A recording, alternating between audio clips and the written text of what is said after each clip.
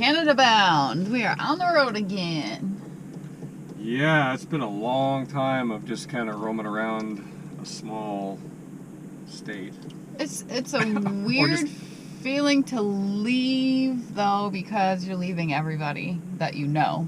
It's really a lot of mixed emotions because, I mean, we have some really good friends, and you're leaving all them and your family, and yeah. So it's kind of sad at the same time, exciting.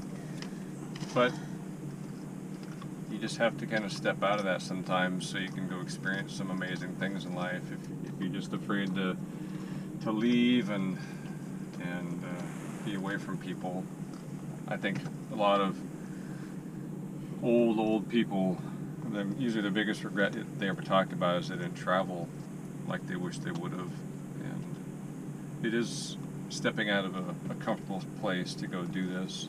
Yeah, you just kind of in the day to day, and then I love visiting everybody, and it's sad to go, but I'll always fly back and visit, and we'll come back. We'll make a big loop around the country. We'll stop in and say hi again, do a little visiting, and yeah, maybe do Alaska next summer. Let's get through Canada first. Oh yeah. We stopped by the I'm vet. already planning on Newfoundland 2 years from now in Nova Scotia. I like that idea. We stopped by the vet this morning and got her vaccine records because we were looking last minute, of course, taking the dog to Canada, and said that might be required. So we think we got all our passports, all that squared away, so we think we're ready.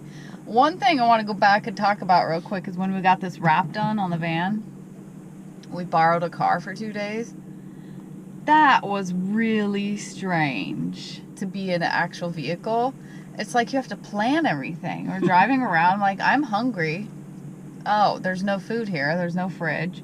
I was like, I have to use the bathroom. I have to plan where I'm going to go to use the bathroom. Oh, your life got so complicated. Well, I mean, I know it was just a weird, because we've been in this so long. It's weird. Yeah, for 8-9 months now, our car is our home, so you always have everything you need with you, everything. Yeah, those things I don't ever have to think about. Because I'm like, oh, hungry, I'm going to go eat. Yeah, so we dropped the van, our home, off at the sign shop, and we're like, well, I want to go for a run today, so I have to pack running stuff. Yeah, we had to pack clothes. Everything to be away from the van for a whole 8 hours. It was very, very strange. Bottom line, we love the freaking van, okay? That's what I'm trying to say. Yeah. Like, how do people survive in a car? Like, how do they commute in a car without a bathroom and food? Irene always says she'll never own a car again that she can't go pee in. It would be hard. It was so hard. I mean, we used the bathroom a lot, and then, of course, I had to plan the dog's meals, so I had to take her food with us. I mean, I guess it's normal things that people plan for. It's just we haven't had to think about that in so long. First world problems. Right, of course. Not complaining, it was just a weird feeling for a couple days. Like, oh, okay. So we will be in the state of Washington in a couple hours. We're going to visit our youngest, Jesse, lives up in Vancouver, and see him, spend the night somewhere around there, and then we'll head north. I'm thinking we might just go right up into Leavenworth. Maybe. Leavenworth's super cool. It's like the whole town is like a Bavarian village. Anyway, we'll show you if we make it there. But, yep, north somehow. So, off we go. Off we go. Let's do this. Yeah!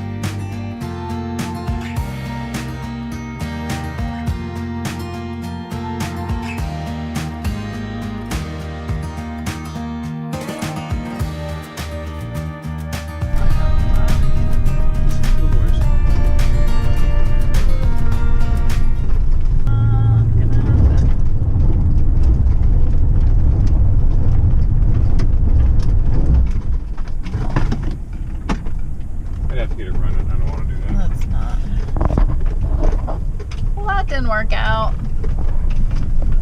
But we tried. I don't want to get it run at it. It's really washboardy. I mean, we could make it, but then It's too steep and we're too heavy. we're going to have all the cupboards would be big piles of dishes. So this was a little spot we saw online. Someone listed as a free place to camp. They think it's BLM land, but we just can't make it up there. So this is what we came up with. It's a roadside pullout, like a historical marker here. Sometimes that's just what you end up with. You just drive. We didn't feel like driving any farther. It's starting to get dark, and none of the places we had in mind panned out, and that's okay. I am exhausted. It feels like we've been going all day. Definitely drove more than we normally do. So 200 miles. now there's going to be road traffic, as you can hear, and there's a train somewhere nearby. But you know what? Once we're inside the van, it's just like we're in our cozy little home, and I don't even hear it.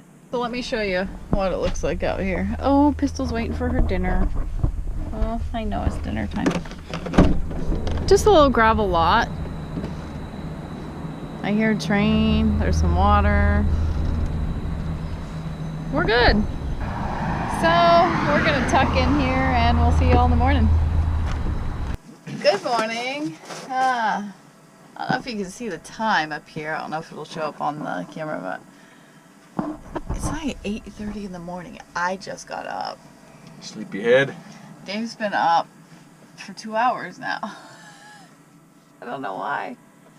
I think it's the first day that I didn't, when you're somewhere where you're around everybody you know and you have things happening, you just get up early because you have things to do and people to see and places to go. And today is like the first day where we're just like, we can do whatever, whenever. I didn't have to plan my day the night before. Like I always go over the next day in my head and plan it out.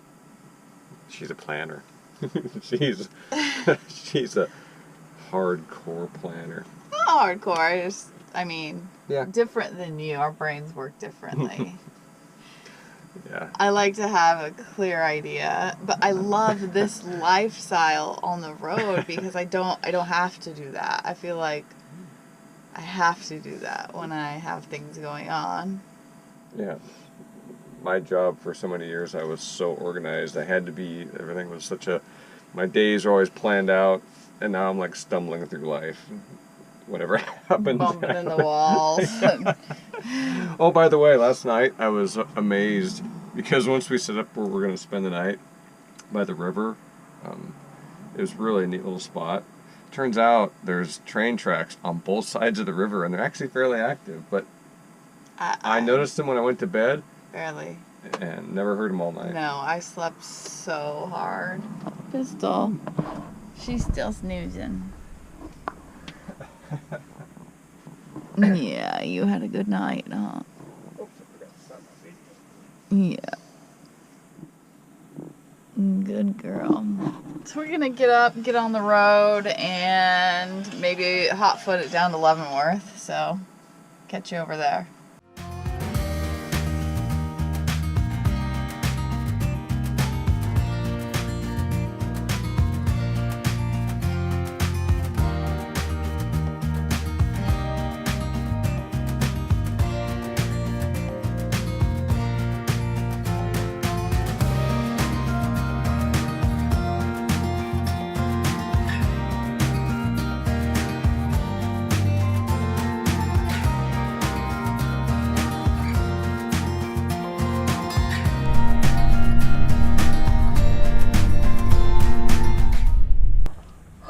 Yes, so we are ready to get out of the van. We've driven more than we normally drive, but we're here in Leavenworth and we're gonna take you down to this big kind of shopping area. Super fun town. Everything's like a Bavarian Village. I don't know how it started, but it's east of Seattle on Highway 2, and it's up in the mountains, real scenic, and they describe it like the Swiss Alps, but it's like the entire town went with this Bavarian theme. So It's really fun, but there's a lot here in town. If you like German food, German beer, it's pretty endless of what you can get around here. It's pretty cool. Yeah. Now, But what did this parking lot, what did that sign say? this parking lot is, Right on Highway 2. yeah, it's right on the main drag through town. And there's this bunch of RVs here. We're tucked back in a little spot. It says overnight parking is restricted to one night in a 7-day period. So we're going to be here one night, and it's free. Yeah. It's right in the main drag in Leavenworth. So. Yeah, we're ready for a walk. So 3 of us are going to get out here and take you down there and give you a little tour. Try some German beer. You can. Maybe there's German root beer. No? I'm going to look. I bet there is.